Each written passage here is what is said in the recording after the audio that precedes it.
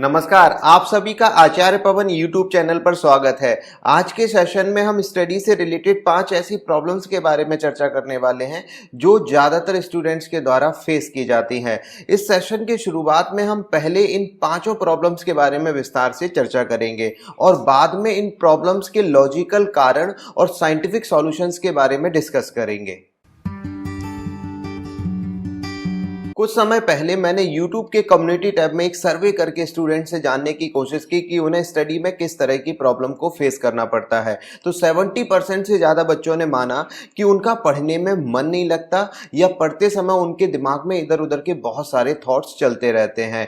यहाँ पर पढ़ने में मन ना लगने का मतलब है कि जितनी अंदर से इच्छा दूसरे काम को करने की होती है, जैसे दोस्तों से मिलने की या खेलने की या टीवी देखने की या फिर मोबाइल को चलाने की, जितनी अंदर से इच्छा होती है उतनी अंदर से इच्छा शायद किताब उठाने की नहीं होती है। मतलब किताब उठाने के लिए किसी दूसरे को कहना पड़ता है, किसी और को फोर्स करना पड़ता है, तब जाके किताब उठाकर पढ़ने के लिए बैठते हैं। और कईयों बार तो ऐसा होता है कि किताब उठाकर 2 लाइनें पढ़ते हैं और फिर मन करता है कि थोड़ी देर के बाद पढ़ लेंगे, और ऐसा लगातार चलता ही रहता है। आज के सेशन में हम इस प्रॉब्लम के रूट कॉज को जानने की कोशिश करेंगे और एक ऐसा तरीका जानेंगे जिसके द्वारा इस प्रॉब्लम को हम जड़ से खत्म कर सकते हैं। लेकिन हम पहले दूसरी प्रॉब्लम्स के बारे में डिस्कस करेंगे जो ज्यादातर बच्चों के द्वारा फेस की जाती है।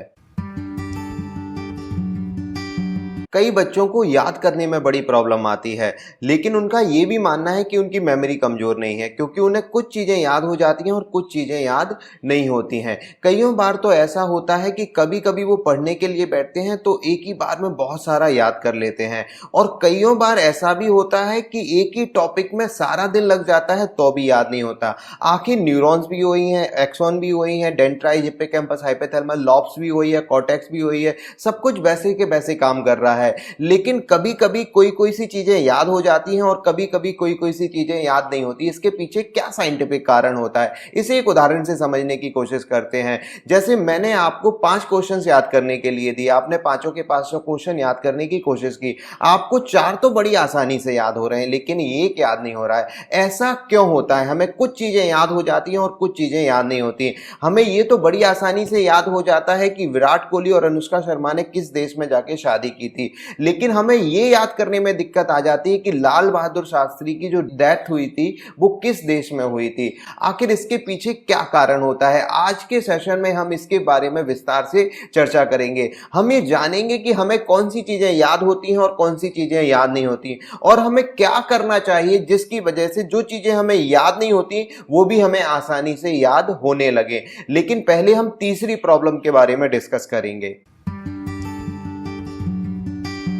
उस सर्वे में लगभग 12% से ज्यादा बच्चों ने माना कि उन्हें ये कॉन्फिडेंस नहीं होता याद करने के बाद भी कि उन्हें एग्जाम या टेस्ट तक वो याद बना रहेगा। उन्हें अक्सर डर लगा रहता है कि वो याद किया हुआ कहीं भूल तो नहीं जाएंगे, और उन्हें ये भी डर लगा रहता है कि कहीं एक कॉन्सेप्ट दूसरे कॉन्सेप्ट से मैच तो नहीं हो जाएगा। और ऐसा बहुत सी बार हो भी जाता है। कई बार हम याद किया हुआ क्वेश्चन भी एग्जाम में भूल जाते हैं, और बहुत सी बार हम 2 क्वेश्चंस के जवाबों को एक साथ मिक्स कर लिख देते हैं। आखिर ऐसा क्यों होता है? हम याद की हुई चीजों को क्यों भूलते हैं, किस स्पीड से भूलते हैं, और बहुत सी चीजें हमें बहुत समय तक क्यों याद बनी रहती हैं? उनका रिटेंशन और रिकॉलिंग का रेशो क्यों ज्यादा होता है? आखिर हमें वीडियो गेम्स के कठिन ट्रिक्स, मूवीज की स्टोरी, सॉन्ग्स, मैच के स्कोर्स क्यों याद बने रहते हैं, और इतनी अच्छा उनका रिटेंशन और रिकॉलिंग का रेशो होता है कि कोई हमें रात में सोते में भी पूछे तो भी हम उसका जवाब दे देते हैं। ऐसा क्यों होता है? इसके पीछे क्या कारण है? आज के सेशन में हम ये जानेंगे। साथ ही ये जानेंगे कि अगर हम अपना रिटेंशन और रिकॉलिंग का रेशो बढ़ाना चाहते हैं तो हमें क्या करना पड़ेगा। लेकिन पहले हम चौथी प्रॉब्लम के बारे में डिस्कस करेंगे। कुछ बच्चे ऐसे भी होते हैं जिन्हें सारे सब्जेक्ट बड़ी आसानी से याद हो जाते हैं, लेकिन उन्हें कोई सब्जेक्ट बड़ा तंग करता है। जैसे बायोलॉजी और केमिस्ट्री तो उनके लिए आसान है, लेकिन फिजिक्स उन्हें टफ लग रही है। कई बच्चों के साथ ऐसा भी होता है, उनके लिए फिजिक्स और मैथ आसान होता है लेकिन उन्हें केमिस्ट्री टफ लगती है। आखिर बच्चा वही है, पढ़ने का तरीका भी वही है, लेकिन उसे कोई सब्जेक्ट आसान लगता है, कोई सब्जेक्ट कठिन लगता है। ऐसा क्यों होता है? आज के सेशन में हम इसके बारे में विस्तार से चर्चा करेंगे और सॉल्यूशन को जानने की कोशिश करेंगे कि आखिर हमें कोई सब्जेक्ट टफ लग रहा है तो उसे हम कैसे आसान बना सकते हैं। लेकिन उससे पहले हम आज के सेशन की पांचवी और अंतिम प्रॉब्लम को जानेंगे, जो वास्तव में बहुत ज्यादा खतरनाक होती है और बहुत सारे बच्चे इस प्रॉब्लम का सामना करते हैं। आज के दौर में बहुत से बच्चों में कुछ बिहेवियरल इश्यूज भी पाए जाते हैं, जैसे छोटी छोटी बातों पर बहुत ज्यादा गुस्सा हो जाना, अपने आप को कमरे में बंद करके खाना खाना बंद कर लेना या खुद को हार्म पहुंचा देना, छोटी सी बात पर टेंशन ले जाना, स्ट्रेस में चले जाना या फिर बहुत ज्यादा नेगेटिव सोचना। आज के सेशन में हम इन सभी प्रॉब्लम्स के कारण को जानकर इनके सॉल्यूशंस के ऊपर विस्तार से चर्चा करेंगे। आज हम इन पांचों प्रॉब्लम्स के बारे में एक फैक्ट भी जान लेते हैं। ये सभी प्रॉब्लम्स टाइमलेस हैं। मतलब जब मैं आपकी उम्र का था, जब मैं स्टूडेंट था, तो मैंने भी ये प्रॉब्लम्स फेस की हैं, मेरे पेरेंट्स ने भी ये प्रॉब्लम्स फेस की होंगी और उनके पेरेंट्स ने भी ये प्रॉब्लम फेस की होंगी और हमारी आने वाली जनरेशन भी इस प्रॉब्लम्स को फेस कर सकती है। इसमें हो सकता है कि थोड़ा बहुत परिवर्तन हो जाए, मतलब क्वांटिटी में परिवर्तन रहा हो, पहले ये कम मात्रा में रही हो, अभी ये ज्यादा मात्रा में हो और हो सकता है आगे वाले समय में इसकी मात्रा और ज्यादा बढ़ जाए। और इसके पीछे जो कारण है, इसको टाइमलेस बनाने वाले भी हम ही हैं। असल में हमने इन प्रॉब्लम्स के लिए एक परसेप्शन बना रखा है, हमने इनके लिए कुछ मिथ्स बना रखे हैं। हमने एक परसेप्शन तो ये बना रखा है जो मैं आपको बताने वाला हूं। जब भी मैं कुछ स्टूडेंट से पूछता हूं या पेरेंट्स से पूछता हूं कि पढ़ने में मन क्यों नहीं लगता, क्या आप मुझे बता सकते हैं, तो उनका एक जवाब होता है इंटरेस्ट नहीं होता, इसलिए पढ़ने में मन नहीं लगता। मैं उनसे दूसरा सवाल पूछता हूं, अच्छा याद क्यों नहीं होता, तो वो फिर से जवाब देते हैं इंटरेस्ट नहीं है इसलिए याद नहीं होता।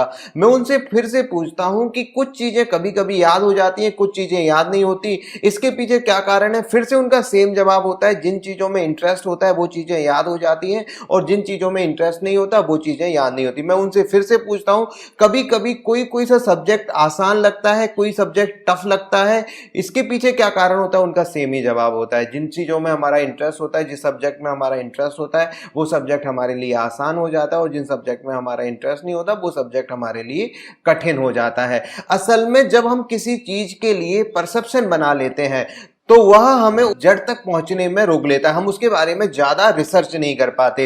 इस वजह से जब भी हमने इस प्रॉब्लम्स के बारे में सोचा तो हम इसकी जड़ में इसलिए नहीं पहुंच पाए क्योंकि हमने पहले से कुछ इसके बारे में परसेप्शन बना रखा है। आज के सेशन में मैं आप सभी से गुजारिश करूंगा कि आप इस सेशन को ओपन माइंड से अटेंड करें, क्योंकि मैं आपको बहुत अच्छी चीजें साइंटिफिक बेस के ऊपर बताने वाला हूं और ये चीजें बहुत ज्यादा लॉजिकल होती हैं। इसी कारण 1500 से ज्यादा स्कूल मुझे इनवाइट कर चुके हैं लेक्चर्स के लिए, जिसमें भारत के famous Scindia school girls Gwalior, Vidya Devi Jindal school Hisar और बहुत से सैनिक और आर्मी स्कूल्स भी शामिल हैं। इसलिए इस सेशन को पूरी तरह से अटेंटिव होकर सुनिए। यह सेशन निश्चित ही आपको इन प्रॉब्लम्स के रूट तक पहुंचा देगा। इस सेशन को अटेंड करते समय अपने पास पेन और कॉपी जरूर रखें। जो भी आपको पॉइंट अपने से जुड़ा हुआ लगे या जो भी पॉइंट आपको बहुत ज्यादा जरूरी लगे उसे आप जरूर नोट कर लें, क्योंकि सुनने से कोई ज्यादा फायदा नहीं होने वाला। फायदा तभी होगा जब आप इसको अपने जीवन में इंप्लीमेंट करेंगे। मैं बहुत सारे सॉल्यूशंस बताने वाला हूं, अगर आप उन सॉल्यूशंस को अपने जीवन में उपयोग करेंगे, इंप्लीमेंट करेंगे, तभी जाके आपको इस सेशन का कुछ फायदा होगा। क्योंकि बहुत से बच्चे ऐसे भी होते हैं जिन्हें प्रॉब्लम का कारण तो पता होता है और सॉल्यूशन भी पता होता है, लेकिन वो इसका इंप्लीमेंट अपने जीवन में नहीं करते, जिससे उनके अंदर इंफीरियरिटी कॉम्प्लेक्स पनपने का खतरा पैदा हो जाता है। इसलिए अगर आपको कारण पता है और सॉल्यूशन पता है तो उसे अपने जीवन में जरूर अपनाने की कोशिश करें। अब हम पांचों प्रॉब्लम्स के कारण और सॉल्यूशंस के बारे में डिस्कस करेंगे, लेकिन पहले आप इस YouTube चैनल को जरूर सब्सक्राइब कर लें, क्योंकि इस YouTube चैनल को हमने स्पेशली टीचर्स, स्टूडेंट्स और पेरेंट्स के लिए डिजाइन किया है और इसका कंटेंट हम साइंटिफिक बेस के ऊपर डेवलप करते हैं और कम से कम शब्दों में इसकी वीडियो बनाने की कोशिश करते हैं। इस YouTube चैनल की यूएसपी है ज्ञान नहीं समाधान। मतलब हम आपको ज्ञान ज्यादा नहीं देते, हम जब भी आपको कोई बात बताते हैं तो उसका सॉल्यूशन भी उसके साथ आपको देने की कोशिश करते हैं। इसलिए इसे सब्सक्राइब कर बेल आइकन दबाना ना भूलें। चलिए अब आज का सेशन शुरू करते हैं।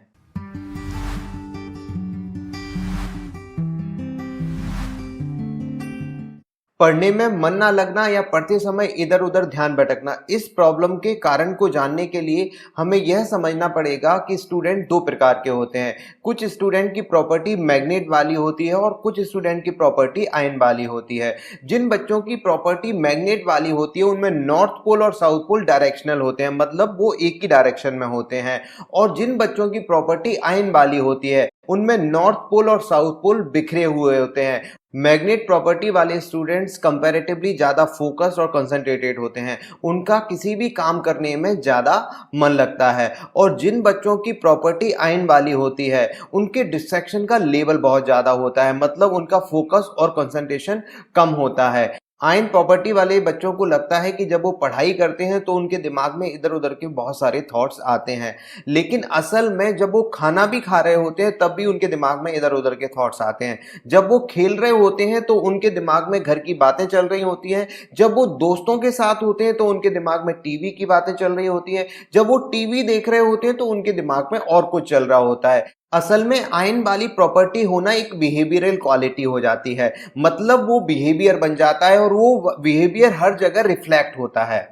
लेकिन स्टूडेंट्स में पाई जाने वाली ये दोनों की दोनों प्रॉपर्टीज परिवर्तनशील है, मतलब ये समय समय पर परिवर्तित होती रहती हैं।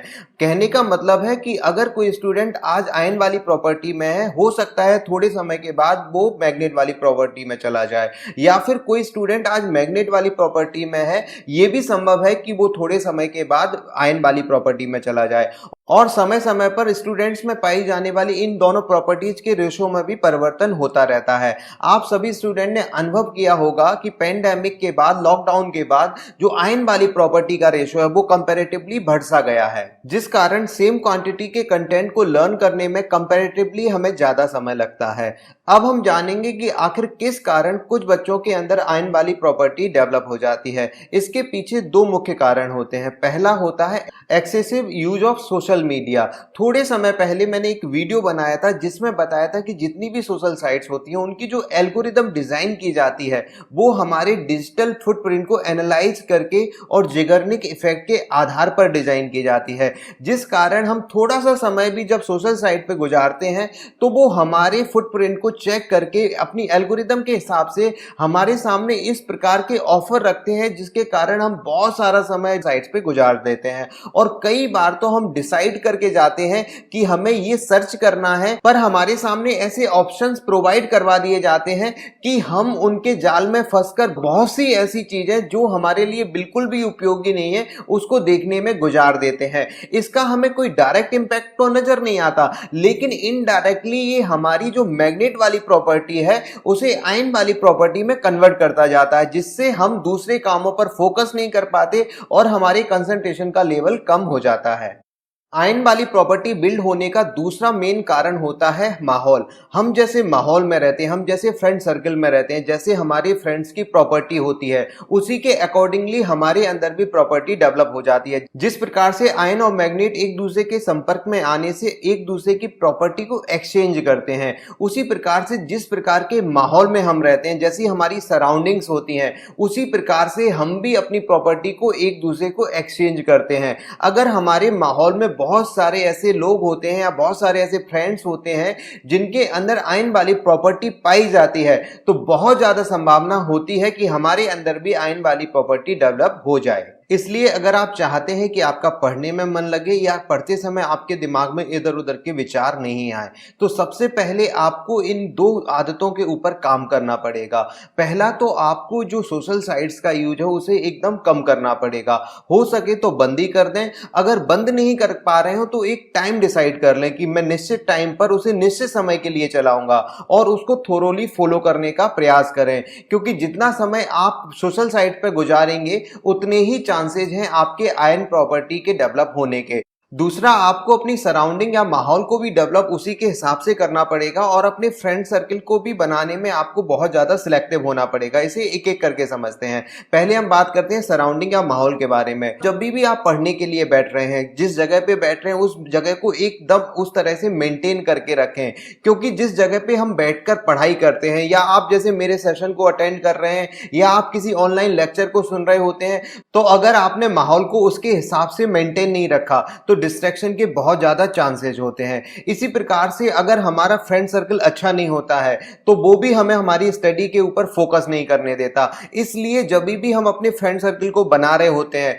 तो हमें बहुत ज़्यादा अवेयर होना चाहिए और बहुत ज़्यादा सिलेक्टिव होना चाहिए। साथियों, अभी तक मैंने आपको इस सेशन में जितना भी बताया वो सारी की सारी ज्ञान की बातें थी। ये सुनकर आपको जानकारी तो मिल चुकी है कि हमारे जो पढ़ने में मन नहीं लगता उसके पीछे क्या कारण होता है, और जो हमारे अंदर दो प्रकार की प्रॉपर्टी होती है वो कौन कौन सी होती हैं, और आयन वाली प्रॉपर्टी हमारे अंदर कैसे डेवलप हो जाती है। और कुछ मैंने आपको सलाह भी दी, दो तरीके बताए जिसकी वजह से आप अपने अंदर जो प्रॉपर्टी डेवलप होने की संभावना होती है आयन वाली, उसे रोक सकते हैं। लेकिन अभी तक आपको कोई मैंने प्रॉपरली सॉल्यूशन प्रोवाइड नहीं किया। अब मैं आपको दो ऐसे सॉल्यूशन बताने वाला हूं जो आपके लिए बहुत ही ज्यादा कारगर सिद्ध हो सकते हैं। अगर आपने उन्हें फॉलो किया तो निश्चित तौर पर आपका फोकस और कंसंट्रेशन का लेवल बढ़ जाएगा और आपका कंपैरेटिवली ज्यादा पढ़ने में मन लगने भी लगेगा। पहले सॉल्यूशन का नाम है अटेंटिव एक्ट और दूसरे सॉल्यूशन का नाम है मैग्नेटोग्राफी। सबसे पहले हम जानेंगे कि ये अटेंटिव एक्ट होता क्या है और इसे हम कैसे अपने जीवन में इंप्लीमेंट कर सकते हैं। अटेंटिव एक्ट में आपको अपने डेली रूटीन में से किसी भी एक एक्टिविटी को चुनना होता है। आप वो अपना खाना खाना भी चुन सकते हैं या नहाना भी चुन सकते हैं या खेलना भी चुन सकते हैं। आपको अपनी डेली रूटीन में से कोई सी भी एक एक्टिविटी चुनना है और उस एक्टिविटी को पूरी तरह से अटेंटिव होकर करने की कोशिश करनी है। मतलब जैसे आपने खाना खाना चुन लिया है तो आपको कोशिश करना है कि खाना खाते समय आप पूरी तरह से फोकस्ड होकर खाना खाएंगे। आपको कोशिश करना है उस वक्त कि आपके दिमाग में किसी भी तरह का कोई सा भी थॉट नहीं आएगा, क्योंकि अगर कोई सा भी थॉट आ गया उस वक्त तो आप पूरी तरह से उस पर अटेंटिव नहीं हो पाएंगे।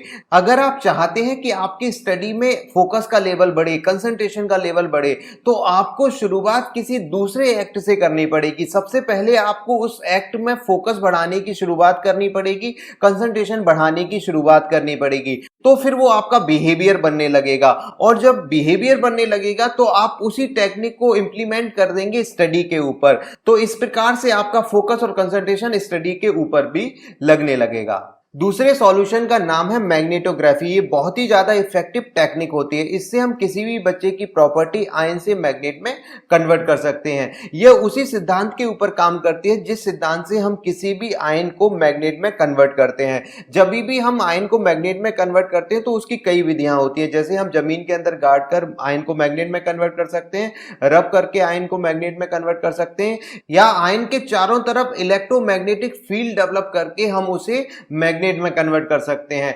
इन्हीं सिद्धांत के आधार पर मैग्नेटोग्राफी काम करती है। इस मैग्नेटोग्राफी में हम अपने ब्रेन के चारों तरफ एक इलेक्ट्रोमैग्नेटिक फील्ड डेवलप कर लेते हैं और ये इलेक्ट्रोमैग्नेटिक फील्ड हमारी प्रॉपर्टी को आयन से मैग्नेट में कन्वर्ट करने की कोशिश में लग जाता है। लेकिन ये मैग्नेटोग्राफी हमारी ब्रीदिंग एक्सरसाइज से कनेक्टेड होती है और इसे प्रैक्टिकली करके भी देखना पड़ेगा। इसलिए मैग्नेटोग्राफी हम सेशन के अंत में करना सीखेंगे। पहले हम जो बची हुई प्रॉब्लम्स हैं उनके कारण और सॉल्यूशन के बारे में चर्चा करेंगे। तो आगे बढ़ने से पहले अभी तक के सेशन को एक बार हम क्विक रिकैप कर लेते हैं।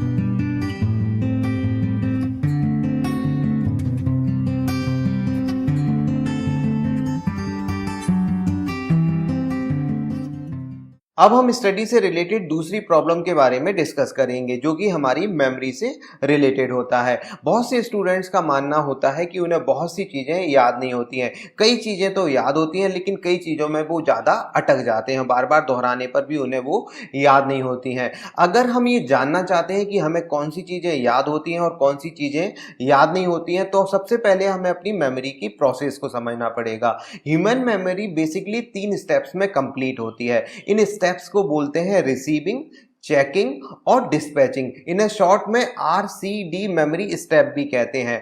मेमोरी के पहले स्टेप में सबसे पहले हमारे ब्रेन में न्यूरॉन्स हमारी पांचों सेंसेज, हमारी आईज, नोज, ईयर, टंग और स्किन से सारे के सारे सिग्नल्स को रिसीव करता है और रिसीव्ड सिग्नल्स हिप्पोकैम्पस चेक करता है, जो सेकंड स्टेप होता है चेकिंग, उनकी प्रायोरिटी को चेक करता है और चेक करने के बाद उन सारे के सारे सिग्नल्स को प्रायोरिटी के हिसाब से लॉन्ग टर्म वाली मेमोरी मतलब परमानेंट मेमोरी या फिर short term memory temporary memory में भेज देता है और जो अनयूज्ड सिग्नल होते हैं जिनका कोई सा भी काम नहीं होता उसे वो डिलीट भी कर देता है। तो सिंपल ये तीन स्टेप्स, रिसीविंग न्यूरॉन्स के द्वारा, चेकिंग हिप्पोकैम्पस के द्वारा और डिस्पैचिंग हिप्पोकैम्पस के द्वारा। तो जो ह्यूमन मेमोरी है वो इन तीन स्टेप्स में कंप्लीट होती है। ह्यूमन मेमोरी की पूरी प्रोसेस को हम इस एक स्लाइड से समझने की कोशिश करते हैं। इस स्लाइड से स्पष्ट है कि मेमोरी को बिल्ड करने में हमारी पांचों की पांचों सेंसेस का भी बहुत बड़ा योगदान होता है। ज्यादातर लोग ये सोचते हैं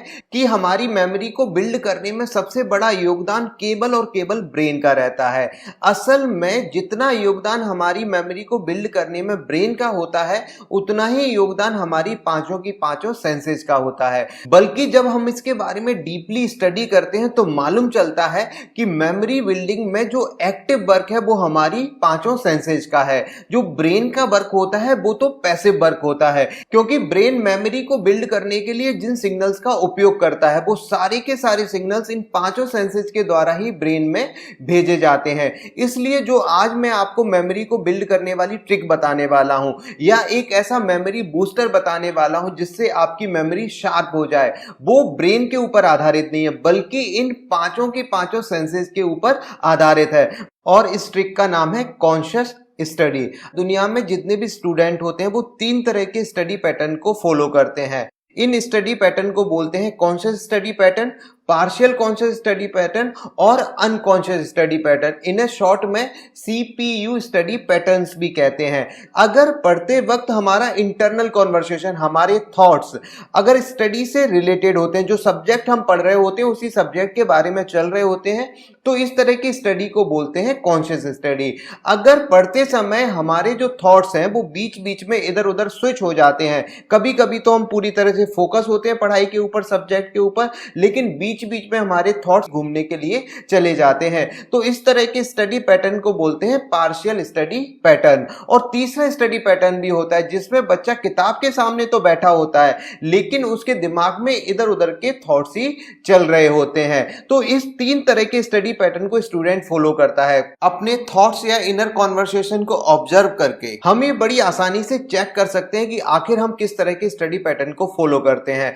अगर हम अपनी मेमोरी को शार्प करना चाहते हैं तो सबसे पहले हमें अपने स्टडी पैटर्न को पहचान कर उसे कॉन्शियस स्टडी पैटर्न में कन्वर्ट करना पड़ेगा। और इसके लिए हमें कोशिश करना है कि जब भी हम स्टडी करें तो स्टडी करते समय हमारे मन में उसी सब्जेक्ट के थॉट आए जो सब्जेक्ट हम पढ़ रहे हैं, क्योंकि जब हम ऐसा करते हैं तो उस सब्जेक्ट से रिलेटेड सिग्नल हम ब्रेन में ज्यादा मात्रा में पहुंचाते हैं और जब सिग्नल ज्यादा मात्रा में हम ब्रेन में पहुंचाते हैं तो ऑटोमेटिकली हमारी मेमोरी अच्छी बिल्ड होती है।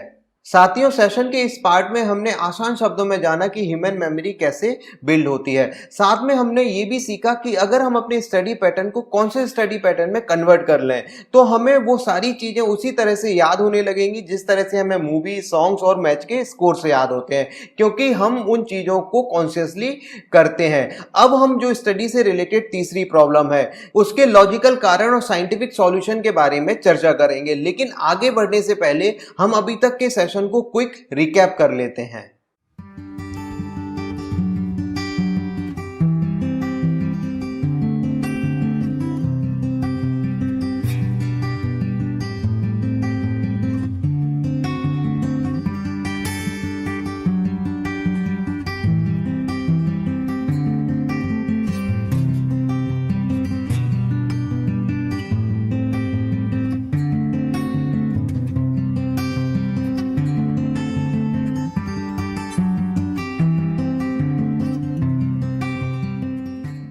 यूट्यूब पर किए गए सर्वे में 10% से ज्यादा स्टूडेंट्स ने माना कि उनके साथ स्टडी से रिलेटेड रिटेंशन और रिकॉलिंग की प्रॉब्लम है। मतलब वो कईयों बार याद किया हुआ प्रश्न टेस्ट में या एग्जामिनेशन में भूल जाते हैं। असल में ऐसे बच्चों को मैं बताना चाहता हूं कि भूलना हमारे ब्रेन की एक स्वाभाविक प्रक्रिया है। ब्रेन किसी का भी हो, चाहे वो मेरा हो, चाहे वो आपका हो या फिर किसी और का हो, ब्रेन की एक नेचुरल प्रोसेस है भूलने की, और इसकी एक नेचुरल स्पीड भी है भूलने की। और इसकी भूलने की स्पीड को पता करने के लिए सबसे पहले रिसर्च की 1880 में जर्मन साइकोलॉजिस्ट हर्मन एबिंगहॉस ने। 5 सालों तक की गई रिसर्च के बाद 1885 में हर्मन एबिंगहॉस ने एक फॉरगेटिंग कर्व दिया जो हमें ह्यूमन मेमोरी की भूलने की स्पीड के बारे में बताता है। इस फॉरगेटिंग कर्व के अनुसार अगर हम कोई सी चीज पहली बार लर्न करते हैं, मतलब हम कोई सी चीज पहली बार याद करते हैं, तो वो याद किया हुआ हम 20 मिनट के बाद केवल 58% ही रिटेन कर पाते हैं, 42% हम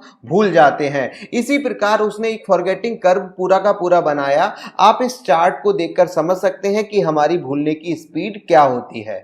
हर्मन एबिंगहॉस के फॉरगेटिंग कर्व से ये तो सिद्ध होता है कि हर व्यक्ति की भूलने की एक स्पीड होती है, लेकिन यहाँ पर दो प्रश्न हमारे जहन में आ सकते हैं। पहला तो ये कि अगर भूलने की स्पीड होती है तो सभी को भूलना चाहिए। मैं भूल जाता हूँ, लेकिन एक मेरा दोस्त है उसे तो सारा का सारा याद रहता है, वो नहीं भूलता, वो तो पूरा का पूरा एग्जामिनेशन सॉल्व करके आता है। तो अगर भूलने की स्पीड है तो उसे क्यों याद बना रहता है और मैं क्यों भूल जाता हूँ। और दूसरा प्रश्न ये भी आता है कि मैं भी तो सारी चीजें नहीं भूलता हूँ, कई चीजें मुझे याद बनी रहती हैं, मैं केवल प्रश्नों से रिलेटेड चीजें भूल जाता हूं। मूवीज तो मुझे सारी की सारी याद बनी रहती हैं, और ये सच भी है, क्योंकि अगर मैं आपसे पूछूं कि डीजे वाले फिल इन द ब्लैंक गाना लगा, जो खाली जगह है उसमें क्या आएगा, तो आप सभी जवाब दे देंगे कि खाली जगह में बाबू आएगा।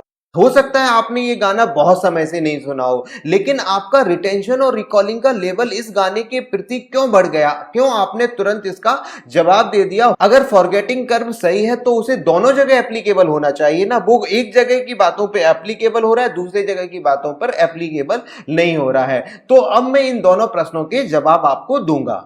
सबसे पहले हम 4 ऐसी बातों के बारे में सोचते हैं जिनकी चीजें हमें अक्सर याद बनी रहती हैं, मतलब उनका रिटेंशन और रिकॉलिंग का लेवल ज्यादा होता है। एक तो दोस्तों की बातें होंगी जो हमें अक्सर याद बनी रहती हैं, मैच के स्कोर हमें याद बने रहते हैं, मूवीज की स्टोरीज हमें याद बनी रहती है, और गाने भी हमें लगभग याद बने रहते हैं। तो चारों का रिटेंशन और रिकॉलिंग का लेवल लगभग ज्यादा रहता है। अब हम जानते हैं कि ये हमें क्यों याद बने रहते हैं। आप सभी स्टूडेंट से मैं एक प्रश्न पूछना चाहता हूं कि जब भी आप दोस्तों से बातें करना खत्म करते हैं, जब भी उनसे मिलना खत्म करते हैं, तो जैसे ही खत्म करते हैं, खत्म होने के तुरंत बाद आप क्या करते हैं। हो सकता है आपका जवाब होगा कि खत्म होने के बाद हम उनकी बातों के बारे में सोचते हैं। इसी प्रकार मेरा प्रश्न है कि जब भी आप मूवी देखना खत्म करते हैं, या गाने सुनना खत्म करते हैं, या मैच देखना खत्म करते हैं, तो खत्म करने के तुरंत बाद आप क्या करते हैं। निश्चित ही आपका जवाब होगा कि खत्म होने के बाद हम थोड़ी देर तक उसके बारे में सोचते हैं। यहां पर हमने 4 ऐसी चीजें चुना जिनके बारे में हमारा रिटेंशन और रिकॉलिंग का लेवल ज्यादा होता है, और आप ये देखेंगे या ये अनुभव करेंगे कि इन चारों की चारों चीजों को खत्म करने की प्रोसेस बिल्कुल सेम होती है। मतलब जब ये चीजें खत्म करते हैं तो हम इसके बारे में थोड़ी देर तक सोचते हैं, लेकिन जब हम पढ़ाई खत्म करते हैं, आप सोचिए क्लासरूम में जब टीचर पढ़ाना खत्म करता है, तो टीचर के पढ़ाने के खत्म करने के तुरंत बाद हम दोस्त के पास पहुंचते हैं, तो क्या जो टीचर ने हमें पढ़ाया उसके बारे में डिस्कस करते हैं या इधर उधर की बातें करने लगते हैं। इसी प्रकार से जब हम ऑनलाइन क्लासेस अटेंड करते हैं, तो पढ़ाई खत्म करने के बाद हम पढ़ाई के बारे में थोड़ा बहुत सोचते हैं या फिर इधर उधर की बातें सोचने लगते हैं। असल में हमारा रिटेंशन और रिकॉलिंग का लेवल इस चीज के ऊपर डिपेंड करता है कि हम उस चीज को खत्म कैसे करते हैं।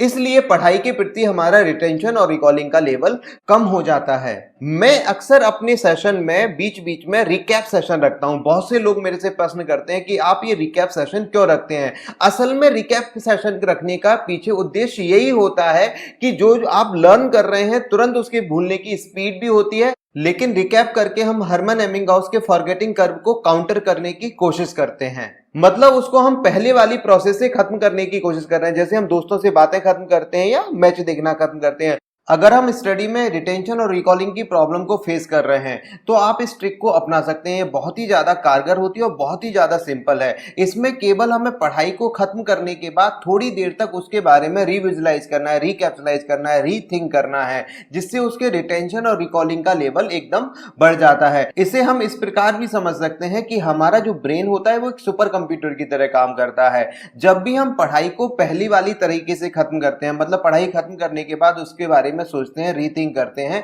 तो मतलब हम सुपर कंप्यूटर में फाइल को बनाने के बाद फाइल को सेव का बटन दबाकर सेव कर रहे हैं। लेकिन अगर हम दूसरे वाले तरीके से बंद करते हैं, पढ़ाई को खत्म करने के बाद पढ़ाई के बारे में नहीं सोचते, मतलब हमने सुपर कंप्यूटर में जो फाइल बनाई है, फाइल को डेवलप किया है, उसमें हमने सेव का बटन नहीं दबाया, मतलब अगर उसको सेव नहीं किया तो सुपर कंप्यूटर उसे थोड़ी देर के बाद अपने आप डिलीट कर देगा, जिसकी वजह से उस फाइल के प्रति हमारा रिटेंशन और रिकॉलिंग का लेवल कम हो जाएगा। इस प्रकार पढ़ाई को खत्म करने के बाद पढ़ाई को थोड़ी देर तक रिविजुलाइज करके या रिकैप्सुलाइज करके, रीथिंक करके उसकी फाइल को हम अपने ब्रेन के अंदर सेव कर लेते हैं, जिसके कारण उसका रिटेंशन और रिकॉलिंग का लेवल बढ़ जाता है। लेकिन हर्मन एबिंगहॉस ने यहां पर यह भी क्लियर किया कि जो हमारे ब्रेन के भूलने की स्पीड होती है, कंडीशनिंग होती है, वो बहुत ही ज्यादा स्ट्रांग होती है। कईयों बार ये सेव्ड फाइल को भी वो डिलीट कर देती है। इसलिए केवल फाइल को सेव करने से काम नहीं चलेगा। इसके लिए उसने एक तरीका बताया जिसको उसने नाम दिया स्पेसिंग इफेक्ट। उसके अनुसार हमें बार बार रिपीट करना पड़ेगा, जो चीज हमने लर्न की है उसका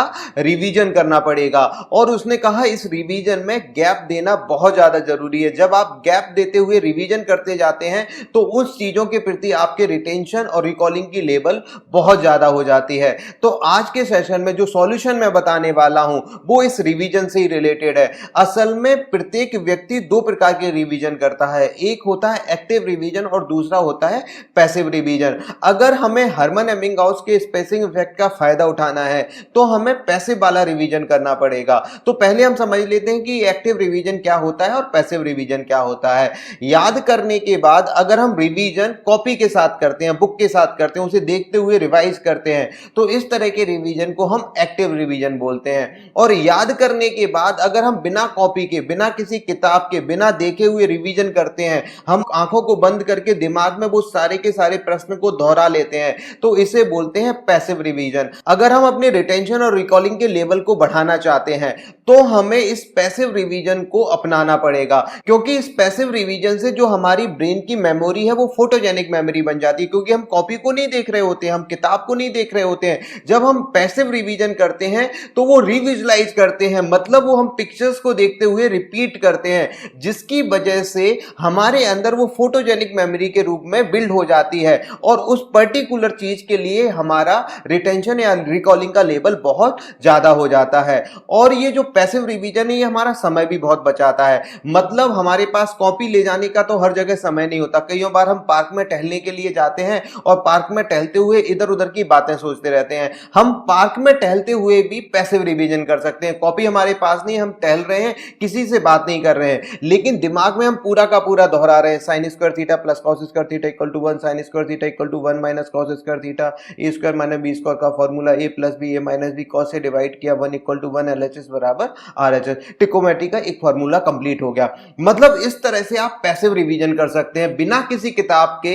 जब किताब आपके पास नहीं है उस समय भी आप प्रश्नों को दोहरा सकते हैं। और अगर आप इस तरह का रिवीजन करते हैं तो निश्चित तौर पर आपका रिटेंशन और रिकॉलिंग का लेवल बहुत बढ़ जाएगा, क्योंकि जो मूवीज याद होती हैं, जो गाने याद होते हैं, या फिर दोस्तों की बातें याद होती हैं, या मैचेस के स्कोर्स याद होते हैं, वो हमने कभी भी एक्टिवली रिवाइज करके याद नहीं किए। वो खत्म होने के बाद हमने ऐसे टहलते हुए, छत पर घूमते हुए उनके बारे में सोचा, जिसके कारण वो फोटोजेनिक मेमोरी के रूप में हमारे ब्रेन के अंदर बिल्ड हो गए और उसके प्रति हमारा रिटेंशन और रिकॉलिंग का लेवल बढ़ गया। तो साथियों, इस प्रकार पैसिव रिवीजन करके हम अपने रिटेंशन और रिकॉलिंग के लेवल को बढ़ा सकते हैं।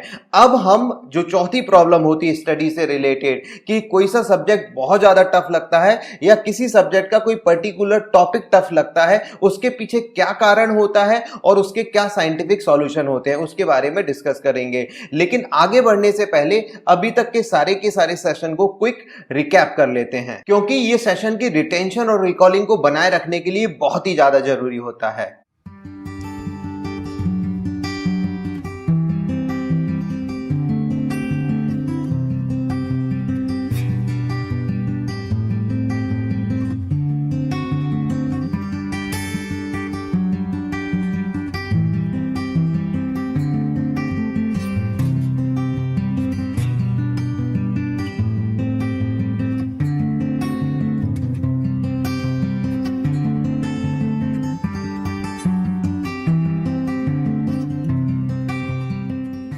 बहुत से बच्चों के साथ ये प्रॉब्लम होती है कि उन्हें कोई कोई सब्जेक्ट बहुत ज्यादा तंग करता है। दूसरे सब्जेक्ट तो वो आसानी से सॉल्व कर लेते हैं, लेकिन किसी एक पर्टिकुलर सब्जेक्ट में वो उलझ जाते हैं। और कईयों बार ऐसा भी होता है कई बच्चों के साथ एक ही सब्जेक्ट के कोई अलग अलग टॉपिक तंग करने लगते हैं। मतलब एक टॉपिक तो वो बड़े आसानी से कर लेते हैं, लेकिन दूसरे टॉपिक में वो उलझ जाते हैं। जैसे पीरियोडिक टेबल में एस ब्लॉक के एलिमेंट याद हो गए, डी ब्लॉक के याद हो गए, लेकिन एफ ब्लॉक के एलिमेंट याद नहीं हो रहे हैं।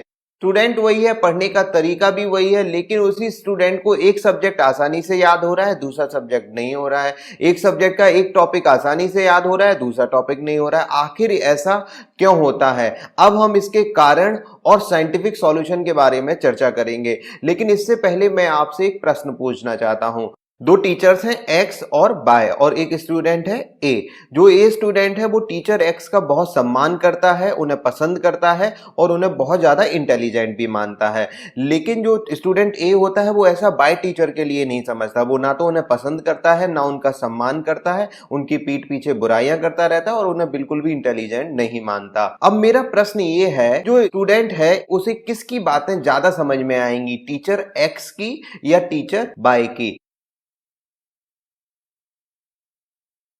मैंने ये प्रश्न बहुत से लोगों से पूछा तो उनका जवाब आया कि जो स्टूडेंट है उसे टीचर एक्स की बातें ज्यादा समझ में आएंगी। क्योंकि अगर किसी व्यक्ति का हम सम्मान करते हैं, उसे इंटेलिजेंट समझते हैं और उसे पसंद करते हैं, तो उसके शब्दों की ड्यूरेबिलिटी हमारे दिमाग में अपने आप बढ़ जाती है। इसे एक मैथमेटिकल इक्वेशन में समझने की कोशिश करें तो यहां से एक बात निकल के आती है कि हमारा लर्निंग आउटपुट कॉन्ग्रिएंट होता है टीचर के रिस्पेक्ट के, लाइक के और फेथ के। मतलब अगर हम पढ़ाने वाले टीचर को पसंद करते हैं, उसके अंदर हमारा फेथ होता है और हम उसका सम्मान करते हैं, तो उसकी बताई गई चीजें हमें आसानी से याद हो जाती हैं। यदि हम अपने पढ़ाने वाले टीचर को पसंद नहीं करते, उसका रिगार्ड नहीं करते, तो वह टीचर जो सब्जेक्ट हमें पढ़ाता है वो सब्जेक्ट हमारे लिए ऑटोमेटिकली टफ हो जाएगा।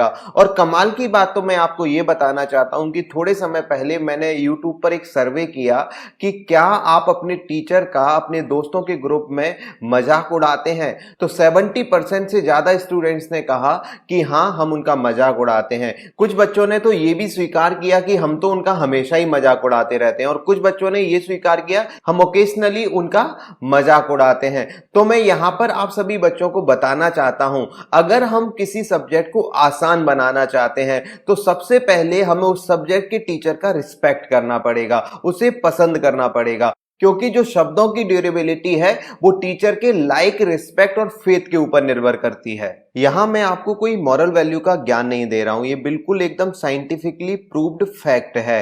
क्योंकि जिन मोटिवेटर का हम सम्मान करते हैं उनकी बातें हमें ज्यादा समय तक याद बनी रहती है। जिस संत का हम रिगार्ड, रिस्पेक्ट करते हैं उसकी बातें हमें ज्यादा समय तक याद बनी रहती है। यहां तक कि अगर हम पेरेंट्स को इंटेलिजेंट समझते हैं, उनका रिगार्ड और रिस्पेक्ट करते हैं, तभी हम उनकी बातों को मानते हैं और उनकी बातें हमें याद बनी रहती हैं। लेकिन अगर हम उनका रिगार्ड नहीं करते, रिस्पेक्ट नहीं करते, तो हम उनकी बातों को भी अनसुना कर देते हैं और उनकी बातें हमें याद भी नहीं बनी रहती। इसलिए अगर आप किसी सब्जेक्ट को आसान बनाना चाहते हैं तो सबसे पहले आपको उस सब्जेक्ट के टीचर का रिगार्ड और रिस्पेक्ट करना पड़ेगा और उसके अंदर फेथ रखना पड़ेगा। और इसकी शुरुआत आप एक छोटे से काम से कर सकते हैं। आप 21 दिन तक एक प्रैक्टिस करके देखें। जो सब्जेक्ट आपको टफ लग रहा है उस सब्जेक्ट के टीचर की आप 21 दिन तक कोई भी बुराई नहीं करेंगे, किसी से भी बुराई नहीं करेंगे और ना उसके बारे में बुरा कुछ सोचेंगे। आप खुद अनुभव करेंगे कि 21 दिनों के बाद जो सब्जेक्ट आपको टफ लग रहा है वो सब्जेक्ट धीमे धीमे आपके लिए आसान होने लगा है। और मैं तो यहाँ पर यह भी कहना चाहूंगा कि हमें हर टीचर का बड़ा रिगार्ड करना चाहिए। टीचर एक ऐसा व्यक्ति होता है जिसे सबसे ज्यादा अंडरएस्टिमेट किया जाता है। वो वास्तव में रिगार्ड और रिस्पेक्ट का हकदार होता है। कोविड-19 के लंबे दौर के बावजूद भी आज एजुकेशन सिस्टम जिंदा है या आसानी से स्मूथली चल पा रहा है तो वो इन टीचर्स की बदौलत ही संभव है। ना तो ये टीचर्स इतने डिजिटली इक्विप्ड थे, ना ये डिजिटल इक्विपमेंट के इतने ज्यादा फ्रेंडली थे। कम से कम रिसोर्सेज में इन्होंने अपना बेस्ट देने की कोशिश की और आप तक जो चीज़ें हैं उसे पहुंचाने का प्रयास किया। इसलिए वास्तव में जो टीचर्स होते हैं वो रिगार्ड और रिस्पेक्ट के हकदार होते हैं। यहाँ पर मैं आप सभी से ये भी कहना चाहूँगा कि जो रिस्पेक्ट होता है वो भी दो प्रकार का होता है, एक होता है सच्चा वाला और दूसरा होता है दिखावे वाला। आजकल जो ट्रेंडिंग है वो दिखावे वाले रिस्पेक्ट ट्रेंडिंग है, मतलब हम सामने तो गुड मॉर्निंग, गुड इवनिंग, नमस्ते सर कहते हैं, लेकिन पीठ पीछे उन्हीं की हम बुराई करते हैं। हमें टीचर के प्रति ये दिखावे वाला सम्मान नहीं करना चाहिए, हमें बिल्कुल सच्चा वाला सम्मान करना चाहिए, मतलब उनका दिल से रिस्पेक्ट करना चाहिए। और ऐसा करने से आप ही को फायदा होने वाला है, क्योंकि जो सब्जेक्ट वो पढ़ाते हैं वो सब्जेक्ट आपको आसान लगने लगेगा और इजीली आपको लर्न भी होने लगेगा। यहाँ पर कुछ बच्चों के जहन में एक सवाल उठ सकता है कि सर हम तो टीचर का रिस्पेक्ट भी करते हैं और रिगार्ड भी करते हैं और उन्हें इंटेलिजेंट भी मानते हैं, लेकिन फिर भी ये सब्जेक्ट हमारे लिए टफ होता है। तो हाँ, ऐसा भी संभव है, क्योंकि ये केवल एक कारण हो सकता है कि अगर हम टीचर का रिगार्ड, रिस्पेक्ट और उसके अंदर फेथ नहीं रखते तो वो सब्जेक्ट हमारे लिए टफ हो गया। ये केवल एक कारण हो सकता है, इसका एक दूसरा भी कारण होता है। असल में हम सभी के ब्रेन की कंडीशनिंग होती है, हमारे ब्रेन की कंडीशनिंग के हिसाब से हमें वो सब्जेक्ट लर्न होता है। तो कई बच्चों के ब्रेन की कंडीशनिंग पर्टिकुलर सब्जेक्ट के हिसाब से ठीक हो जाती है और कई बच्चों की ब्रेन की कंडीशनिंग उस पर्टिकुलर सब्जेक्ट के हिसाब से ठीक नहीं होती, जिस कारण वो सब्जेक्ट हमें टफ लगने लगता है। और ऐसा इसलिए होता है क्योंकि जब हमें कोई सब्जेक्ट टफ लगता है तो हम धीमे धीमे उससे दूरी बनाने लगते हैं। मतलब हमें केमिस्ट्री अगर इजी लग रहा है और फिजिक्स हमें टफ लग रहा है तो हमारा जो एटीट्यूड होगा वो ये होगा कि हम केमिस्ट्री को तो बहुत सारा समय देंगे और फिजिक्स को कम समय देंगे, बिल्कुल उल्टा करने लगते हैं। जबकि सही प्रोसेस ये है कि अगर फिजिक्स मुझे टफ लग रहा है और केमिस्ट्री मुझे आसान लग रहा है तो मुझे ज्यादा समय देना चाहिए फिजिक्स को और कम समय देना चाहिए केमिस्ट्री को, लेकिन हम ऐसा नहीं करते, इसका ठीक उल्टा करते हैं। तो हमें क्या करना है, जो सब्जेक्ट हमें टफ लगता है, हम टीचर का रिगार्ड और रिस्पेक्ट को करते हैं फिर भी हमें टफ लगता है, तो हमें चेक करना है क्या वास्तव में हम उस सब्जेक्ट को पूरा समय दे रहे हैं। वो टफ लगता है इस वजह से हमने उससे दूरी बनाना तो स्टार्ट नहीं कर ली, और ये दूरी बनाना स्टार्ट कर ली इसीलिए तो वो हमारे लिए टफ नहीं होगा। तो हमें ये समझना पड़ेगा। और अगर हमें कोई सब्जेक्ट टफ लग रहा है तो हमें उसे ज्यादा समय देना स्टार्ट करना पड़ेगा और ज्यादा से ज्यादा उसके डाउट क्लियर करने के लिए हमें टीचर से डिस्कस करना पड़ेगा। जब हम उसे ज्यादा समय देंगे तो हमारी ब्रेन की कंडीशनिंग उस सब्जेक्ट के हिसाब से भी होने लगेगी, और जब ब्रेन की एक बार कंडीशनिंग सब्जेक्ट के हिसाब से हो गई तो वो सब्जेक्ट हमारे लिए इजी हो जाएगा। तो यहां पर मैंने आपको दो तरीके बताए, अगर आपको कोई सब्जेक्ट टफ लगता है या किसी सब्जेक्ट का कोई पर्टिकुलर टॉपिक टफ लगता है तो आपको एक तो सब्जेक्ट के टीचर का रिगार्ड, रिस्पेक्ट और उसके अंदर फेथ रखना चाहिए, और दूसरा उस पर्टिकुलर सब्जेक्ट को या उस पर्टिकुलर सब्जेक्ट के पर्टिकुलर टॉपिक को आपको ज्यादा समय देना चाहिए। अगर आप ये दोनों प्रोसेसेस को फॉलो करते हैं तो आपके लिए सब्जेक्ट या पर्टिकुलर टॉपिक आसान हो जाता है। किसी भी सब्जेक्ट को आसान बनाने वाली इन दोनों प्रोसेसेस को रिस्पेक्टोलॉजी कहते हैं, क्योंकि यह सब्जेक्ट के रिस्पेक्ट और टीचर के रिस्पेक्ट से कनेक्टेड होता है। साथियों, सेशन के इस पार्ट में हमने जाना कि कोई सब्जेक्ट हमारे लिए क्यों कठिन होता है और उसे हम कैसे आसान बना सकते हैं।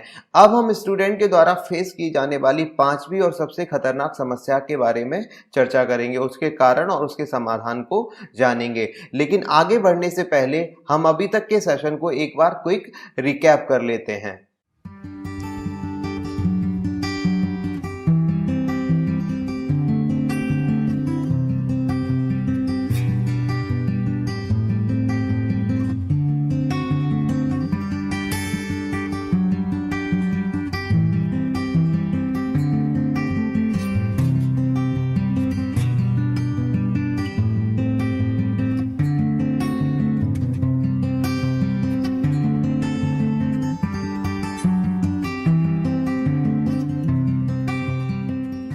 आज के दौर में बहुत से बच्चे एंगर, एंजाइटी, स्ट्रेस और नेगेटिव थिंकिंग की समस्या से परेशान है।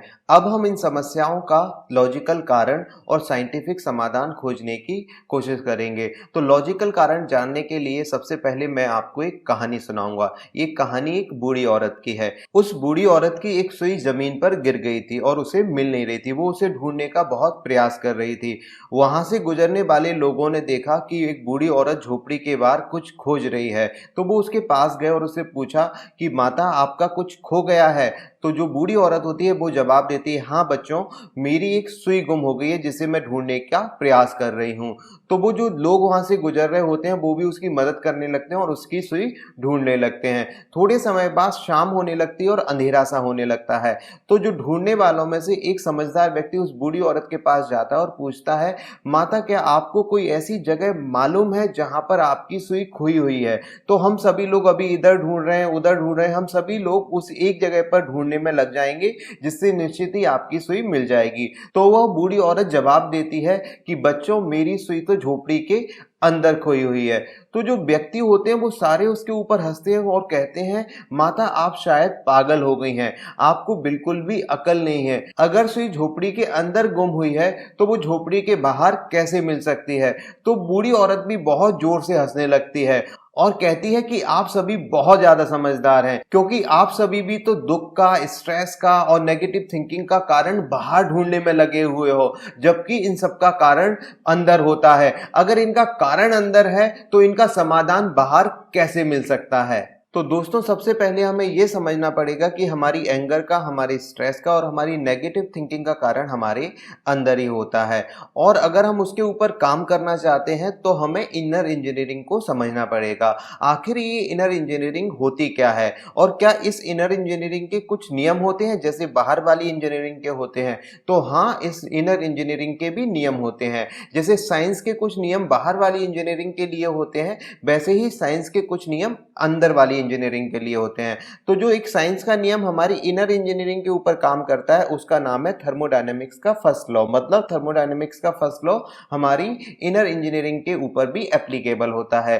थर्मोडायनेमिक्स के फर्स्ट लॉ के अनुसार ना तो हम एनर्जी को पैदा कर सकते हैं और ना ही खत्म कर सकते हैं, उसे केवल एक रूप से दूसरे रूप में परिवर्तित कर सकते हैं। मतलब हम जो अपने शरीर के अंदर एनर्जी पहुंचाते हैं, हम खाने के माध्यम से जो एनर्जी पहुंचाते हैं या अपनी सराउंडिंग के माध्यम से जो एनर्जी हम अपने अंदर पहुंचाते हैं, वो हमारे शरीर के अंदर जाने के बाद दूसरी एनर्जी में कन्वर्ट होती है। मतलब उसी एनर्जी का हम प्रयोग करते हैं अपनी क्रिएटिविटी में, उसी एनर्जी का हम प्रयोग करते हैं अपनी प्रोडक्टिविटी में। अगर जो अंदर पहुंचाई गई एनर्जी है उसकी पूरी की पूरी एनर्जी को हमने उपयोग नहीं किया, तो थर्मोडायनेमिक्स के फर्स्ट नियम के अनुसार अगर वो एनर्जी पूरी रूप से कन्वर्ट नहीं होती तो वो खत्म नहीं होगी, वो हमारे शरीर के अंदर बनी रहेगी। मतलब वो अनयूज्ड एनर्जी हमारे शरीर के अंदर बच जाएगी। फिर जो ये अनयूज्ड एनर्जी है वो अपने आप परिवर्तित होती है। और आजकल हम जैसी सराउंडिंग्स में रह रहे हैं, ज्यादातर हमारे आसपास का माहौल नेगेटिव होता है, तो बहुत ज्यादा संभावना होती है कि जो बची हुई एनर्जी है वो नेगेटिव एनर्जी में कन्वर्ट हो जाए। इसी कारण जो बची हुई एनर्जी है वो या तो स्ट्रेस में कन्वर्ट हो जाती है या फिर एंगर में कन्वर्ट हो जाती है या वो नेगेटिव थॉट बनाने में लग जाती है। यही बची हुई एनर्जी जो हमारी 3 मुख्य समस्याएं हैं उसका कारण है। और इसे हम एक पुरानी कहावत से भी समझ सकते हैं, खाली दिमाग शैतान का घर। ये कहावत एकदम साइंटिफिक है और ये थर्मोडायनेमिक्स के फर्स्ट लॉ के ऊपर आधारित है, क्योंकि खाली दिमाग मतलब होता है जो बची हुई एनर्जी है वो हमें इधर उधर के फालतू के कामों में लगा देती है। इसलिए अगर हम अपने स्ट्रेस के ऊपर काम करना चाहते हैं, एंगर के ऊपर काम करना चाहते हैं, नेगेटिव थिंकिंग के ऊपर काम करना चाहते हैं, तो हमें जो बची हुई एनर्जी है उसे प्रॉपरली चैनलाइज्ड करना पड़ेगा, उसे पूरी तरह से उपयोग करना पड़ेगा। और उसे उपयोग करने के 2 तरीके होते हैं, एक डायरेक्ट तरीका होता है और इनडायरेक्ट तरीका होता है। डायरेक्ट तरीके में हमें कोई अपनी फिजिकल एक्टिविटी को बढ़ाना पड़ेगा। मतलब ये फिजिकल एक्टिविटी डांसिंग भी हो सकती है, रनिंग भी हो सकती है, एक्सरसाइज भी हो सकता है, साइकिलिंग भी हो सकती है, या फिर आप योगा या प्राणायाम कर सकते हैं। ये सारी डायरेक्ट प्रोसेसेस हैं जिसके द्वारा आप अपनी जो इनर एनर्जी है, जो बची हुई अनयूज्ड एनर्जी है, उसे आप प्रॉपरली यूटिलाइज कर सकते हैं या कह सकते हैं उसे प्रॉपरली चैनलाइज्ड कर सकते हैं। या फिर दूसरा तरीका होता है, और जो दूसरा तरीका होता है वो होता है इनडायरेक्ट तरीका। और इनडायरेक्ट तरीके में हम एक एक्सरसाइज करते हैं जिसका नाम होता है कॉन्शियस काउंटिंग। क्या नाम होता है? Conscious counting. और ये कॉन्शियस काउंटिंग को ही हम बोलते हैं मैग्नेटोग्राफी। जो मैंने आपको शुरुआत में बताया था कि अगर पढ़ने में मन नहीं लगता या पढ़ते समय हमारा ध्यान इधर उधर भटकता है, तो मैंने आपको दो तरीके बताए थे, एक तो अटेंटिव एक्ट और दूसरा मैग्नेटोग्राफी। तो जो मैग्नेटोग्राफी होती है वो इस कॉन्शियस काउंटिंग से कनेक्टेड होती है। मतलब अगर हम कॉन्शियस काउंटिंग करते हैं तो ये कॉन्शियस काउंटिंग हमारी मैग्नेटोग्राफी की तरह भी काम करती है, और ये कॉन्शियस काउंटिंग ही हमारे एंगर को, स्ट्रेस को और नेगेटिव थिंकिंग को कंट्रोल करने के काम में आती है। अब हम ये समझेंगे कि ये कॉन्शियस काउंटिंग कैसे करते हैं।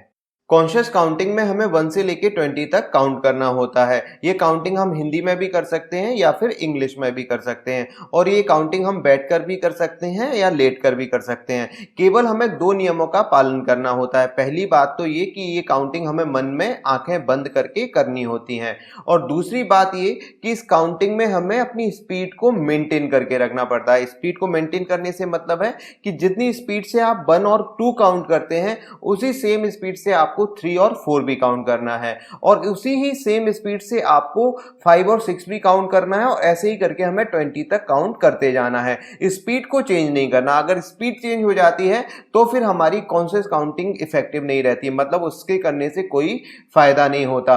अब एक प्रश्न उठता है, हम कैसे पता लगाएं कि हमारी जो स्पीड है वो मेंटेन्ड है? तो इसके लिए हम एक ट्रिक अपनाते हैं। वो ट्रिक ये है कि हम अपनी काउंटिंग को अपनी ब्रीदिंग की स्पीड से जोड़ देते हैं। ब्रीदिंग की स्पीड से जोड़ने से मतलब है कि जितनी देर ऑक्सीजन को हम इनटेक करते हैं, इनहेल करते हैं, उतनी देर हम 1 काउंट करते हैं। जितनी देर ऑक्सीजन हमारी श्वास नली में ट्रेवल करती है हम 1 काउंट करते हैं, और जितनी देर कार्बन डाइऑक्साइड को हम रिलीज करते हैं, एक्सहेल करते हैं, उतनी देर हम 2 काउंट करते हैं। इसी प्रकार से ऑक्सीजन के साथ 3, कार्बन डाइऑक्साइड के साथ 4, और ऐसे ही हम 1 से लेके 20 तक काउंट करते रहते हैं। मतलब इस प्रकार की काउंटिंग में हमें ऑक्सीजन और कार्बन डाइऑक्साइड के ऊपर फोकस रहना पड़ता है, उसके ऊपर कंसंट्रेट करना पड़ता है, तभी जाके हम अपनी स्पीड को मेंटेन कर पाते हैं। लेकिन जो हमारे थॉट्स होते हैं, जो हमारे मन के विचार होते हैं, वो हमें कंसंट्रेशन करने से रोकते हैं। जब वो कंसंट्रेशन करने से रोकते हैं तो हमारी काउंटिंग बंद हो जाती है, क्योंकि कॉन्शियस काउंटिंग की यही खासियत होती है कि अगर हमारे मन में विचार चलते हैं तो कॉन्शियस काउंटिंग बंद हो जाती है, और अगर काउंटिंग चलती है तो हमारे मन में किसी भी प्रकार का कोई भी थॉट नहीं आता। जब हम इसे प्रैक्टिकली करके देखेंगे तो आपको भी मालूम चलेगा। जब आप फोकस कर रहे हैं ऑक्सीजन और कार्बन डाइऑक्साइड के ऊपर और उसके साथ आप काउंटिंग कर रहे हैं तो आपके मन में विचार नहीं आ रहा है, और जैसे ही आपके मन में थोड़ा सा भी विचार आता है तो आपका फोकस और कंसंट्रेशन हट जाता है ऑक्सीजन और कार्बन डाइऑक्साइड के ऊपर से, और आपकी काउंटिंग बंद हो जाती है। जब हम प्रैक्टिकली करेंगे तो आप इसको अनुभव करके देख सकते हैं। कंसंट्रेशन और डिस्ट्रैक्शन के बीच लगातार जंग चलती रहती है। कंसंट्रेशन का मतलब है काउंटिंग और डिस्ट्रैक्शन का मतलब है थॉट। तो कभी स्टूडेंट्स के थॉट्स जीतते हैं और कभी उसकी काउंटिंग जीत जाती है, मतलब कभी उसका डिस्ट्रैक्शन जीतता है और कभी उसकी काउंटिंग जीत जाती है। लेकिन जब वो धीमे धीमे प्रैक्टिस करता जाता है तो एक दिन ऐसा आता है कि उसकी काउंटिंग जीतने लगती है, मतलब उसका कंसंट्रेशन जीतने लगता है। इस कॉन्शियस काउंटिंग को इफेक्टिव बनाने के लिए एक बार में हमें इसके कम से कम 3 सेट करने होते हैं। मतलब इनडायरेक्टली हमें 60 तक काउंट करने हैं, लेकिन हमें ये 3 पोर्शन में करना है, 1 से 20, फिर 1 से 20 और फिर 1 से 20। कॉन्शियस काउंटिंग की प्रैक्टिस हम कभी भी कर सकते हैं। हम इसे सुबह जागकर बेड पर ही कर सकते हैं, या दोपहर में भी कर सकते हैं, शाम को भी कर सकते हैं, या रात में सोने से पहले भी इसकी प्रैक्टिस कर सकते हैं। चलिए अब इसे एक बार प्रैक्टिकली करके देखते हैं। जब हम इसे करेंगे तो हमें आंखें बंद करके रखना है। मेरे इंस्ट्रक्शन आपको मिलते रहेंगे, मैं भी आपके साथ करूंगा, लेकिन मैं बीच बीच में आपको इंस्ट्रक्शन देते रहूंगा। तो आपको उस इंस्ट्रक्शन को फॉलो करना है, और आपको बहुत ज्यादा अवेयर रहना है, और आपको वो महसूस करना है अपने थॉट के बीच में और अपने कंसंट्रेशन के बीच में। जब जब आपके बीच में थॉट आए तो आप समझ जाइए कि आपकी काउंटिंग बंद हो रही है, और आप दोबारा से फोकस और कंसंट्रेशन कर दें अपनी ब्रीदिंग के ऊपर और काउंटिंग को शुरू कर दें। आज आप इसे मेरे साथ सीख लें, और एक बार सीखकर फिर आप इसे अपने डेली रूटीन का या अपने जीवन का एक हिस्सा बना लें। चलिए अब हम शुरू करते हैं। आप सभी मेरे साथ आंखों को बंद कर लें, लेकिन अभी काउंटिंग शुरू नहीं करें। अभी केवल आंखों को बंद रखें। थोड़ी देर अपने थॉट्स पर फोकस करने की कोशिश करें। और समझने का प्रयास करें इनर इंजीनियरिंग के आधार पर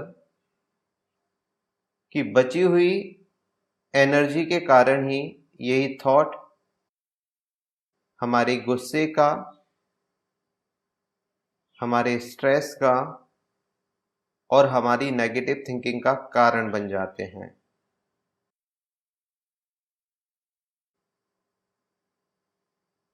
अब फोकस ले जाएं अपनी ऑक्सीजन और कार्बन डाइऑक्साइड के ऊपर और काउंटिंग शुरू कर दें। जितनी देर ऑक्सीजन श्वास नली में ट्रेवल करे 1 काउंट करें,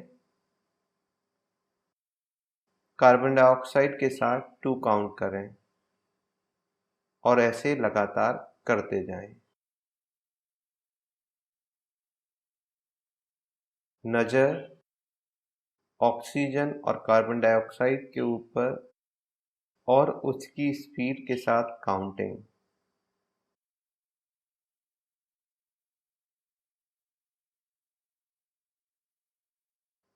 अगर फोकस हटेगा तो काउंटिंग बंद हो जाएगी। और फोकस तभी हटेगा जब आपके मन में कोई विचार आएंगे। Just try to be aware about your thoughts. Just try to focus on oxygen and carbon dioxide. Just try to maintain the speed of counting. नज़र आती हुई ऑक्सीजन और जाती हुई कार्बन डाइऑक्साइड के ऊपर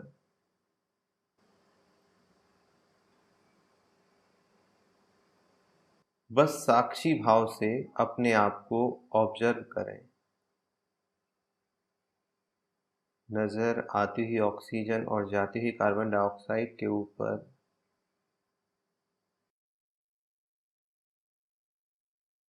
अब थोड़ी देर तक स्टिल होने की कोशिश करें। मतलब जिस अवस्था में हैं वैसे रहने का प्रयास करें। अपने शरीर को ना हिलाएं। समझ लें कि आपने मेरे से स्टैचू खेला है और मैंने आपको स्टैचू कर दिया। अब आपको स्टैचू बन के रहना है। शरीर में किसी भी प्रकार का कोई मूवमेंट नहीं, चाहे कितनी भी इचिंग हो जाए, कोई भी मूवमेंट नहीं। बस फोकस ऑक्सीजन और कार्बन डाइऑक्साइड के ऊपर। अभी मेरे इंस्ट्रक्शन बंद हो जाएंगे, लेकिन आपको कॉन्शियस काउंटिंग करते जाना है जब तक मैं आपसे आंखें खोलने की नहीं कहूँ।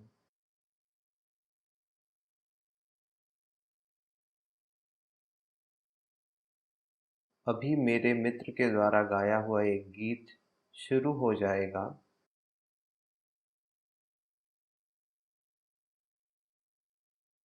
यह गीत खास तौर पर कॉन्शियस काउंटिंग के लिए ही डिज़ाइन किया गया है। मेरे इंस्ट्रक्शन बंद हो जाएंगे और आपको उस गीत को सुनते हुए अपनी काउंटिंग को जिताने का प्रयास करना है।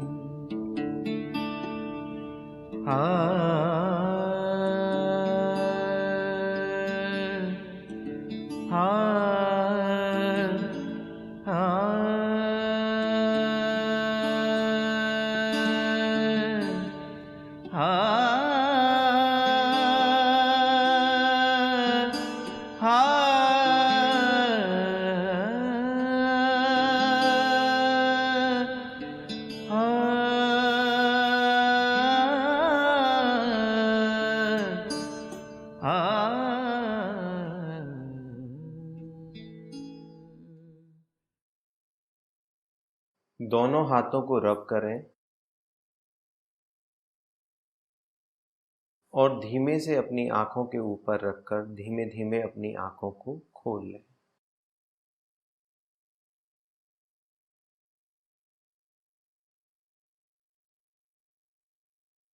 तो साथियों, ये कॉन्शियस काउंटिंग थी। अगर आप इसे सीख चुके हैं तो इसे आप अपने जीवन का हिस्सा बना सकते हैं और निश्चित तौर पर अगर आपने इसको रेगुलर करना स्टार्ट कर दिया तो जो 3 समस्याएं हैं, स्ट्रेस की, एंगर की और नेगेटिव थिंकिंग की, वो काफ़ी हद तक कम हो जाएंगी। तो साथियों, आज के सेशन में हमने स्टूडेंट्स के द्वारा फेस की जाने वाली 5 कॉमन प्रॉब्लम्स के बारे में चर्चा की, उनके लॉजिकल कारण और साइंटिफिक सॉल्यूशंस को समझा। अब हम ये सारे के सारे सेशन को एक बार क्विक रिकैप कर लेते हैं।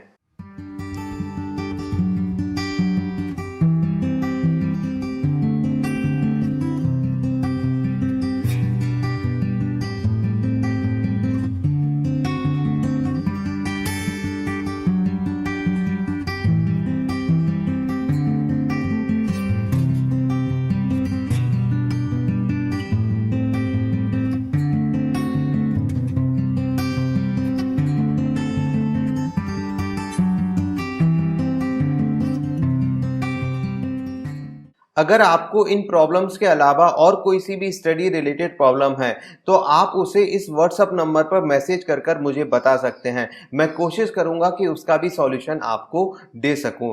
इसके अलावा जो मैंने आपको कुछ सॉल्यूशन बताए हुए हैं, पढ़ने में मन ना लगने का कारण बताया और उसका सॉल्यूशन अटेंटिव एक्ट और मैग्नेटोग्राफी बताया। इसी प्रकार मेमोराइजेशन की प्रॉब्लम के लिए मैंने मेमोरी की प्रोसेस कैसे होती है और कैसे हम अपनी मेमोरी को बढ़ा सकते हैं कॉन्शियस एक्ट करके, वो बताया।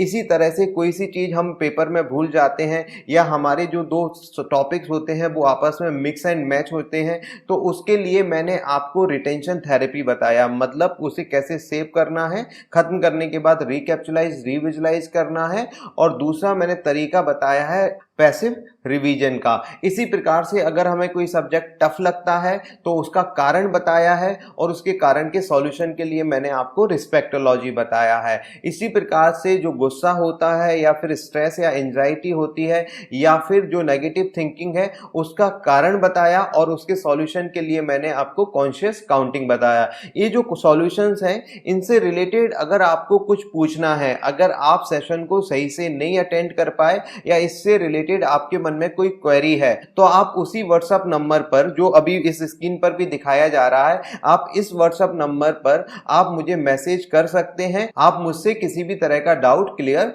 कर सकते हैं। नेक्स्ट स्लाइड आज के सेशन की समरी स्लाइड है, मतलब जो आज के सेशन में बहुत जरूरी बातें हमने डिस्कस की वो इस स्लाइड में आपको देखने को मिल जाएंगी। आप उसका स्क्रीनशॉट अपने मोबाइल में सेव कर सकते हैं और जब भी आपको जरूरत हो तो आप उसे देखकर आज के सेशन को क्विक रिकैप भी कर सकते हैं। आपने इस सेशन को अटेंड किया, इसके लिए आपका बहुत बहुत धन्यवाद। अगर आपको इस सेशन का कंटेंट अच्छा लगा हो तो इस चैनल को सब्सक्राइब कर बेल आइकन जरूर दबाएं और इस वीडियो को अपने साथियों के साथ, खास तौर पर उन स्टूडेंट्स के साथ जिन्हें इसकी जरूरत है, जरूर शेयर करें। आप सभी का भविष्य उज्जवल हो। Best of luck.